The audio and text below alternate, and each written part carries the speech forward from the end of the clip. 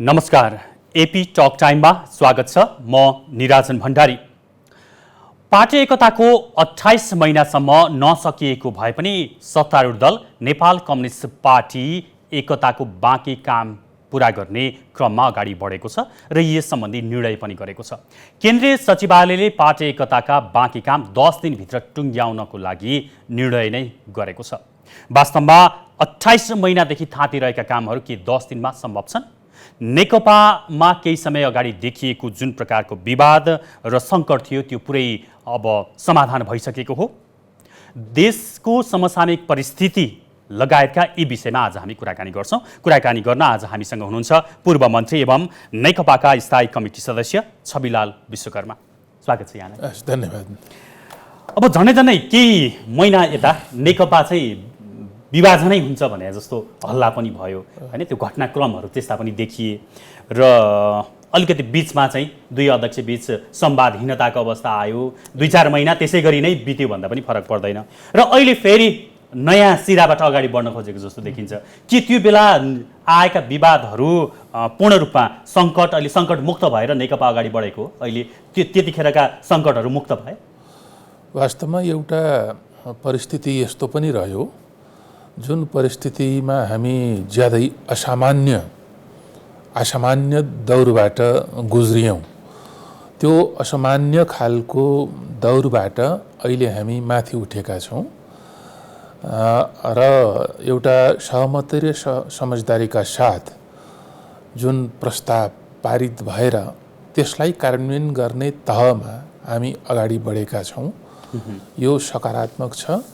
त्यति मात्रै नभएर नेपाल कम्युनिस्ट पार्टी नेकपा यो पार्टीमा ठुला समस्याहरू चाहे पार्टीको आन्तरिक जीवनभन्दा बाहिरका हुन् वा पार्टीको आन्तरिक जीवनभित्रैका हुन्, ती अप्ठ्याराहरूलाई पनि छिचोलेर फेरि सम्हालिएर देश र जनताको पार्टीको अपेक्षा चाहना अनुसार अगाडि बढ्न सक्छ भन्ने यो पुष्टि पनि भएको छ। होइन, यस्तो छ अलिकति आम व्यक्तिहरूको बुझाइ चाहिँ के भने वास्तवमा त्यतिखेर दुई अध्यक्ष बीच के त्यस्तो कुरा थियो र अहिले के चाहिँ भयो र त्यस्तो हेर्दाखेरि त्यस्तो धेरै त्यो ठुलो चिज केही पनि देखिन्न, ठुलो सहमति पनि केही देखिन्न होइन। यो बीचको समय चाहिँ किन यसरी चाहिँ नि सङ्कटग्रस्त बन्यो र अहिले त्यस्तो खासै ठुलो चिज केही पनि नभइकनै फेरि किन मिल्यो? खास कुरा के भयो भन्ने अलिकति मान्छेहरूलाई जिज्ञासा छ के, त्यो कुरा मैले जान्न खोजेको। मलाई के लाग्छ भने नि यो कामका दौरानमा पार्टीमा धेरै खालका अप्ठ्याराहरू असहजताहरू पनि आउँछन् र त्यसलाई जिम्मेवारीपूर्ण तरिकाले समाधान गर्दै अगाडि बढ्नुपर्छ। अविश्वासका विभिन्न पत्रहरू देखिन सक्दछन्, त्यसलाई फेरि विश्वासमा परिणत गरेर अगाडि बढ्नु पर्दछ। अहिले त्यो भएको छ। विगतमा के कारणले त्यसो भयो भन्नेतिर नफर्क्यौँ भन्ने मेरो आग्रह छ। अहिले जुन खालको ठाउँमा हामी छौँ त्यसलाई इमानका साथ कार्यान्वयन गरेर त्यो विश्वासलाई अरू थप मजबुत बनाएर अगाडि बढ्नुमा नै हामी सबैको हित हुन्छ। त्यो श्रेयस्कर पक्ष हो भन्ने म ठान्छु। ठिकै छ। अब केही दिन अगाडि बसेको सचिवालय बैठकले निर्णय पनि गर्यो 10 दिनभित्र पार्टी एकताका बाँकी कामहरू टुङ्गो लगाउने भनेर। त्यसको लागि महासचिव र 2 जना अध्यक्ष कमरेडहरूलाई त्यसको जिम्मेवारी पनि दिएको छ सचिवालयले। अब यहाँ विश्लेषकहरू के भन्छन् भने 28 महिना भयो होइन, तत्कालीन माओवादी र तत्कालीन एमाले मिलेर एकीकरण भएको। 28 महिनामा चाहिँ केही गर्न सकेनन्। अब अहिले 10 दिनमा हुन्छ र त्यो चिज? अब यो त त्यति कार्यान्वयन हुने कुरा त होइन नि, 10 दिनमा त सम्भवै छैन भन्छन्। के उनीहरूको भनाइ ठिकै हो? यसमा मेरो भनाइ के छ भनेदेखि सम्बन्धित सबैलाई मेरो आग्रह छ कि यो 28 महिनासम्म हात बाँधेर त्यत्तिकै बसेका थिएनौँ हामी। कामहरू विभिन्न हिसाबले भइ नै रहेका थिए, पहल प्रयत्नहरू जारी थिए, तर गृह कार्यको चरणमा रह्यो। परिणाम नआइन्जेलसम्म ती गरिएका कामहरू बाहिर देखिने कुरा भएन। त्यसकारणले यो बीचमा धेरै कामहरू भएका छन्। सबै काम नटुङ्गिएको हुनाले परिणाम हातमा नलागेको हुनाले केही पनि भएन कि जस्तो ठानेको हो। अहिले यसबीचमा जति गृह कार्यको तहमा रहेका कामहरू थिए, विभिन्न हिसाबले पहल प्रयत्नहरू भइ नै रहेका थिए, त्यसलाई अहिले आकार दिने हो, परिणाम आउने गरी त्यसलाई टुङ्गोमा पुर्याउने हो। त्यो सम्भव छ। 10 दिनमा त्यो सम्भव छ।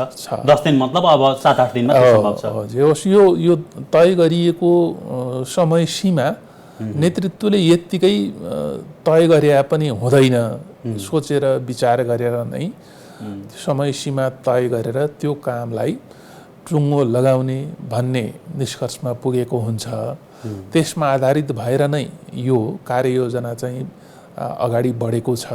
एकाध दिन तलमाथि होला त्यो अर्कै कुरा हो, तर समय सीमाभित्र यी कामहरू टुङ्गिएर अगाडि बढ्छन् भन्ने लाग्छ मलाई।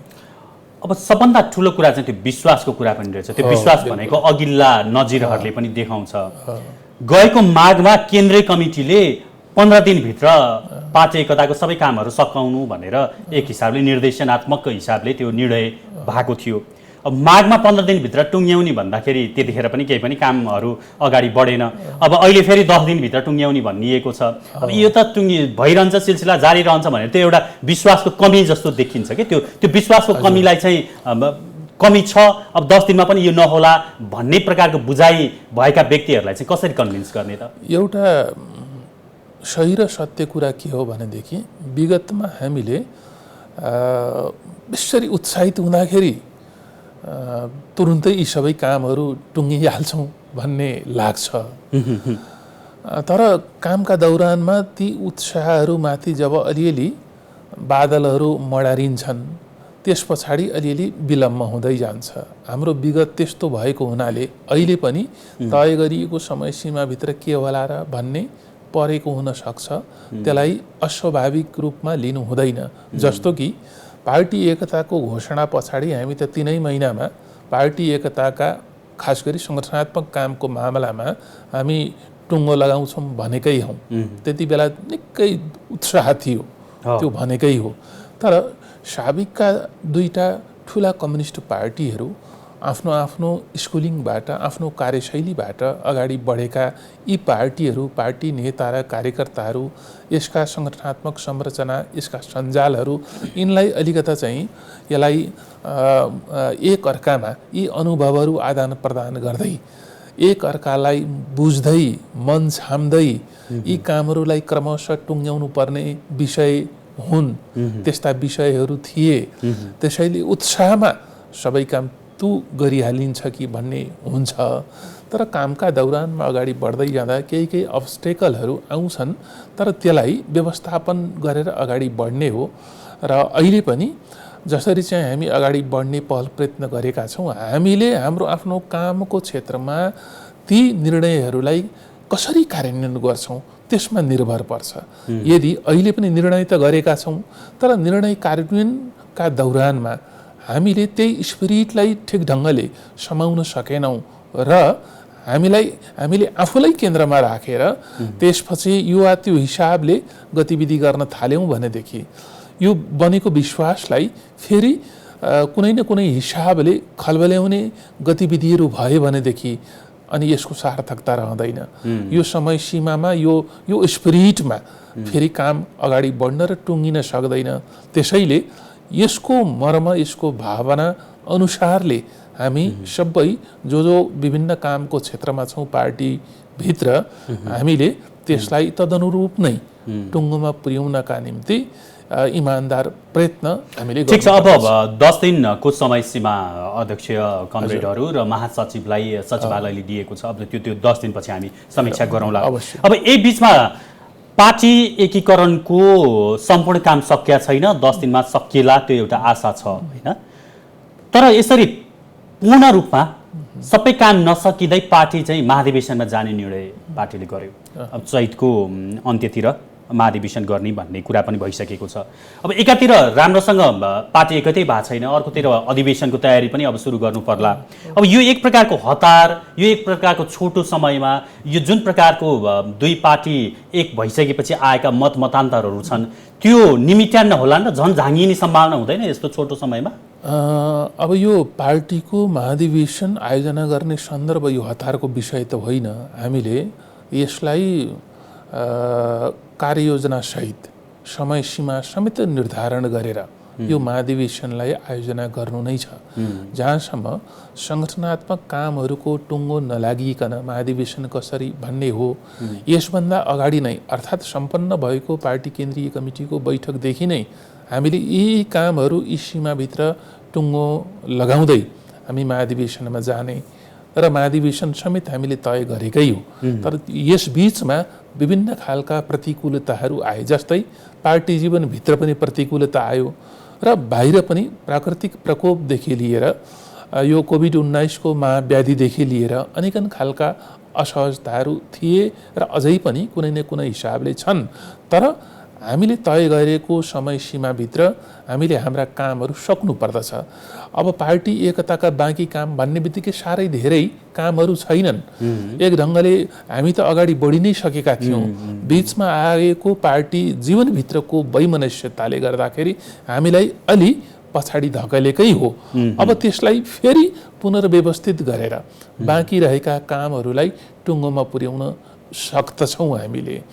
र जहाँसम्म अरू परिस्थिति कस्तो होला भन्ने हो, अब आउने परिस्थिति कसरी आउँछ भन्न सकिँदैन। तर हामी अहिले हाम्रा कामहरूलाई महाधिवेशनलाई लक्षित गरेर हामी काममा केन्द्रित हुनुपर्छ, तयारीको काममा जुट्नु पर्दछ।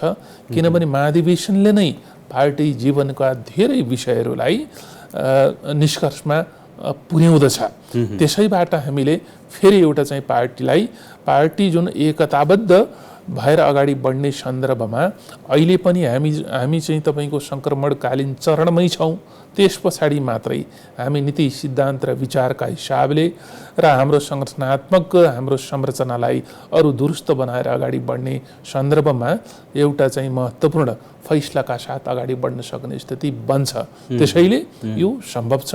त्यसका निम्ति हामीले आफ्नो ठाउँबाट इमानदार प्रयत्न हामीले गर्छौँ।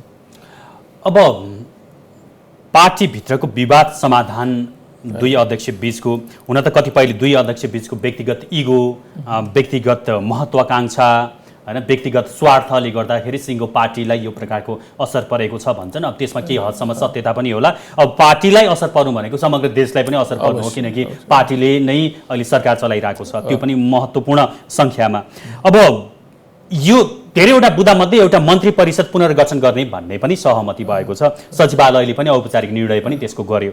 खास मन्त्रीमण्डल पुनर्गठनको गृह कार्य चाहिँ के भइरहेको छ, तपाईँलाई के जानकारी छ अहिले? अब यो सन्दर्भमा विशेष गरी सरकारको कामलाई थप प्रभावकारी बनाउनु पर्ने आवश्यकता छ। यो सर्वत्र महसुस गरिएकै कुरा रह्यो। त्यो हाम्रो पार्टी नेतृत्वले, हाम्रो पार्टीका आदरणीय अध्यक्ष कमरेडहरूले समेत त्यो अनुभूत गरेको विषय हो। अब यो सन्दर्भमा पार्टीसँग राय सल्लाह सुझाव लिएर सरकारले काम गर्ने, कतिपय सन्दर्भमा, सबै होइन, कतिपय सन्दर्भमा पार्टीका सुझाव नीति निर्देशनहरूलाई आधार मानेर सरकार अगाडि बढ्ने र सरकारले गरेका कामहरूको अपनत्व पार्टीले लिएर अगाडि बढ्ने, बीचमा पार्टी र सरकार बीचको सम्बन्धमा अलि राम्रो भएन कि भन्ने त परेकै हो। त्यसैले यस रूपमा अगाडि बढाउने सन्दर्भ छ। यसका निम्ति सङ्घीय सरकारको यो कामलाई व्यवस्थित गर्नका निम्ति यसलाई पुनर्व्यवस्थित गर्ने, पुनर्गठन गर्ने विषय पनि हुने भयो। त्यो दुवैजना पार्टी अध्यक्षहरूले जिम्मेवारीका साथ अरू नेताहरूको पनि विभिन्न तहबाट राय सल्लाह सुझाव लिएर एउटा निश्चित आधार बनाएर अगाडि बढ्ने कुरा भयो। त्यसलाई अस्वाभाविक मान्ने कुरै भएन। सँगसँगै प्रदेश सरकारका कुराहरू पनि छन् र अरू कामका क्षेत्रहरूलाई पनि हामीले एकचोटि पुनरावलोकन गरेर त्यसलाई पुनर्व्यवस्थित गर्दै अगाडि बढ्ने हामीले भनेकै छौँ। त्यो विषयमा क्रमशः नेतृत्वले प्रवेश गरेको छ भन्ने मलाई लाग्दछ। तर यसमा चाहिँ मेरो आग्रह र मेरो बुझाइ के छ भनेदेखि यसलाई त्यति धेरै बहसको विषय बनाउनु पर्ने, यसलाई छलफलको विषय बनाउनु पर्ने, यसलाई चाहिँ जित र हारको विषय बनाउनु पर्ने, यो चाहिँ होइन है। अब यस्तो भयो नि त, कुनै पनि मन्त्रालयमा कुनै पनि व्यक्ति आइसकेपछि त्यसको प्रभाव भनेको दूरगामी रूपमै देशलाई पर्छ उसको नेतृत्वले। र सँगसँगै कुनै पनि व्यक्ति जनताबाट निर्वाचित भएर संसदभित्र छिरिसकेपछि अथवा कुनै पनि तरिकाबाट संसदभित्र छिरिसकेपछि राजनीतिमा अन्तिम लक्ष्य भनेको मन्त्री प्रधानमन्त्री पनि हुन्छ। त्यो सत्तामा जाने र काम गर्ने, जनताको सेवा गर्ने भन्ने भाषा जुन हुन्छ त्यो भाषा सेवामा आउला नआउला, तर मान्छेको सोच त त्यो छ। त्यसले गर्दा यो विषय त ओझेल त अथवा अलिकति कमजोर त हुन सक्दैन। यो त व्यापक जनचासोको विषय पनि हो र नेताहरूको चासोको विषय पनि हुन्छ। अब यो सँगै वामदेव गौतम जो तपाईँहरूको पार्टीको उपाध्यक्ष हुनुहुन्छ, उहाँलाई चाहिँ मन्त्री बनाइन्छ। अब मन्त्री बनाउनकै लागि संसदभित्र लगो हो, नत्र किन लानु पर्यो र भन्ने प्रकारको कुरा थियो। अब त्यो वास्तवमा उहाँ मन्त्रीमण्डल पुनर्गठन हुँदाखेरि महत्त्वपूर्ण मन्त्रालयमा आउनुहुन्छ त्यो आफ्नो ठाउँमा छ। तर सर्वोच्चले हिजो यही विषयमा एउटा अन्तरिम आदेश पनि जारी गर्यो, वामदेव गौतमलाई थप संवैधानिक जिम्मेवारी नदिनुहोस् भनेर। यसको मतलब उहाँलाई मन्त्री हुने बाटो पनि एक हिसाबले बन्द गरिएको जस्तो लाग्यो केही समयलाई, अर्को सुनवाई नभएसम्मलाई। अब सर्वोच्चको यो आदेशले मन्त्रीमण्डल पुनर्गठनमा प्रभाव पर्छ कि पर्दैन, तपाईँलाई के लाग्छ? अघिल्लो विषयमा थोरै चर्चा गर्छु म। हजुर, पार्टी जीवनका निम्ति सरकारको जिम्मेवारी पनि अर्थात् राजकीय जिम्मेवारी पनि कामको एउटा क्षेत्र मात्रै हो। हेर्नुहोस्, सबै कुरा त्यो होइन। त्यो त सोच दिए त हो नि, जसरी त्यो त हो, तर जसरी हुन्छ मन्त्री हुनुपर्छ, मन्त्री हुन पाए त यो हुन्थ्यो त्यो हुन्थ्यो भन्ने स्वप्न त त्यो संस्कारिक रूपमा बाँडेर बोकेर बसिरहेछ नि हाम्रो नेताहरू। जसरी हाम्रो सोसाइटीको मनोविज्ञान बनेको छ त्यो हिसाबले परेको छ। तर यो कामको एउटा क्षेत्र हो। हेर्नुहोस्, सँगसँगै के पनि हो भने हेर्नुहोस्, यो राष्ट्रिय राजनीतिमा धेरै ठुलो योगदान पुर्याउने व्यक्तिहरू मन्त्री हुनु भएन, सरकारको जिम्मेवारीमा हुनु भएन। त्यसकारणले उहाँहरूको चाहिँ योगदान राष्ट्रिय राजनीतिमा नेपाली समाजमा छैन भन्ने हो र होइन? होइन, तर परेको त्यस्तो छ। र यत्रो वर्ष राजनीति गरे एउटा मन्त्री त भन्नु भएन तपाईँ भन्छ हाम्रै समाजले, त्यो प्रकारको अवस्था छ नि। र के छ भनेदेखि हाम्रो संरचना, हाम्रा केही यस्ता सिस्टमहरू छन् त्यो पनि जडवत रूपमा रहेको छ। अमुक शासकीय जिम्मेवारीमा रहे मात्रै सुनुवाई हुने, चाहे विकास निर्माणकै काम भन्नुहोस् न, एक्सिसै चाहिने, पहुँचै चाहिने, आफैतिर मात्रै केन्द्रित गर्नुपर्ने, यो चिज जुन छ यो गलत छ। यसलाई सच्याउन सुधार्नका निम्ति पहल प्रयत्न गरि नै रहनुपर्छ। बडे बडे नेताहरू हामीले जसलाई बडो आदर्शका रूपमा लिन्छौँ उहाँहरू मन्त्री हुनु भएन, र पनि उहाँ आदर्श व्यक्तिका रूपमा नेपालको राजनीतिक इतिहासमा हुनुहुन्छ। पुष्पलालकै कुरा गरौँ, अरू नेताहरूको कुरा गरौँ, यसरी पनि सोच्नुपर्छ भन्ने मलाई लाग्छ। र यो धेरै छलफलको विषय भन्दाखेरि पनि, यसलाई दौडधुपको विषय बनाउनु भन्दा पनि, यो नेतृत्वले पार्टीले एउटा मूल्याङ्कनको आधार बनाएर विवेक प्रयोग गरेर हाम्रो समाजको संरचना कस्तो छ, हाम्रो संविधानले, हाम्रो कानुनले कसरी हामीले चाहिँ भनेका छौँ, बोलेका छौँ, त्यो तस्बिर राज्य सञ्चालनका अङ्गहरूमा प्रतिबिम्बित हुने गरी अनि यो चाहिँ पुनर्व्यवस्थित गर्नुपर्ने विषय हो। र यो अनेक हिसाबले छलफल हुँदाखेरि राज्यको संरचना पनि चल्दैन। अमुक मन्त्रीको बारेमा अब रहने कि नरहने भन्दाखेरि त्यो संरचना चल्छ र चल्दैन नि त। प्रभावित हो, बीचमा कति देखियो, अहिले पनि त्यो प्रकारको प्रभाव देखिन्छ। किनकि मन्त्रीज्यूहरूले कति काम गर्नु भएको छ, पेन्डिङ छ, त्यसलाई फुलफिल गर्नु पर्यो, नजाने हो, नबस्ने हो, त्यो टुङ्गो टाङ्गो छैन, त्यो त समस्या त देखिन्छ। त्यसैले यो तरिका गलत हो भन्ने मेरो भनाइ छ। यो पार्टी जीवनमा चाहिँ तपाईँको को रहने, को नरहने, को कुन जिम्मेवारी सम्हाल्नका निम्ति जाने, यो एउटा सामान्य र स्वाभाविक खालको प्रक्रिया हो। यसलाई सहज रूपमा लिनुपर्छ भन्ने मेरो आग्रह हो। दोस्रो कुरा यहाँले जे उठाउनु भएको छ, वामदेव गौतम र सर्वोच्चको अन्तरिम आदेश, हाम्रो पार्टीका आदरणीय उपाध्यक्ष कमरेड वामदेव गौतमको सन्दर्भमा यो विषयमा धेरै छलफल गरिरहनु वाञ्छित हुन्छ भन्ने मलाई लाग्दैन। किनभने उहाँ धेरै ठुलो चाहिँ तपाईँको लामो योगदान र अनुभव आर्जन गरेको हाम्रो चाहिँ वरिष्ठ नेता हो। र अहिले अब राष्ट्रिय सभामा उहाँ हुनुहुन्छ, यो जिम्मेवारीमा हुनुहुन्छ। अब यो सन्दर्भ चाहिँ तपाईँको न्यायालयको विषय भएको हुनाले त्यो विषयमा अरू कुनै हिसाबले टिप्पणी गर्नुपर्ने अनि मतलब गौतमलाई अहिले केही जिम्मेवारी दिन नपाइने भएपछि मन्त्रीमण्डल पुनर्गठन नै अलि पछि धकेलिने हो कि भन्ने जुन एउटा आशंका फेरि उत्पन्न भएको छ नि। अब हामीले के छ भनेदेखि नि अब न्यायालयलाई, न्यायालयका आदेशलाई, यी सब चिजहरूलाई सम्मान गरेर मर्यादाका साथ अगाडि बढ्ने त्यो संस्कारबाट, त्यो राजनीतिक चाहिँ एउटा संस्कृतिबाट हामी अगाडि बढेका छौँ। हाम्रो कानुनी राज्यमा तपाईँको न्यायालयको उच्च स्थान छ। अहिलेको सन्दर्भमा के छ भनेदेखि अब सर्वोच्चले जे फैसला गरेको छ, अब यो सम्बन्धित पक्षहरूलाई पनि आफ्नो विषय राख्न, पक्ष राख्नका निम्ति बोलाइएको स्थितिमा त्यस पछाडि नै एउटा निष्कर्ष पुनः आउला भन्ने अहिले हामीले चाहिँ अपेक्षा गरौँ। जहाँसम्म यहाँले जिज्ञासा राख्नुभएको यही कारणले पछाडि धकेलिन्छ कि भन्ने जे छ, अब कुनै अमुक कारण मात्रै भइरहने कुरा त भएन। यसमा फेरि अब नेतृत्वले बसेर सरसल्लाह गरेर विमर्श गरेर एउटा उपयुक्त र चाहिँ तपाईँको उचित निष्कर्षका साथ अगाडि बढ्ने स्थिति बन्नेछ अहिलेलाई, यही हामीले विश्वास गरौँ। ठिक छ, अब हामी लगभग अन्त्यतिर पनि छौँ। जस्तो पार्टीमा लागेर के हुन्छ र अब पैसा इन्कम हुँदैन, आफ्नो खर्च मात्रै हुन्छ भन्ने जुन हाम्रो छ भनाइ र वास्तवमा त्यो पनि हो र आम कार्यकर्ताहरू कसरी जिउने, कसरी हिँड्ने भन्ने समस्याहरू हुन्छन्। यही बिचमा नेकपाले केन्द्रीय सदस्यहरूलाई केही सुविधा दिने, पूर्णकालीन नेताका लागि तलब दिने भन्ने विषयहरू पनि आयो। अहिले वास्तवमा यो विषय किन आयो र यसले पार्टी र देशलाई के फाइदा पुग्छ? अब यो जुन परिस्थितिमा जसरी यो विषय चर्चामा छ, यो खालको स्थिति आउन हुँदैन थियो भन्छु म। पहिलो कुरा किनभनेदेखि हामी हाम्रो पार्टी जीवनमा पुरा समय लगाएर काम गर्ने पार्टीको जिम्मेवारहरूलाई, नेताहरूलाई सामान्य त्यो तलबको कुरा पनि होइन, त्यो सुविधाको कुरा पनि होइन, त्यो केही पनि होइन। एक हिसाबले त्यो पकेट खर्च जस्तो हो। विगतमा साबिकका दुवै पार्टीहरूले त्यस खालको विधि व्यवस्था गरेर अगाडि बढेको अवस्था हो।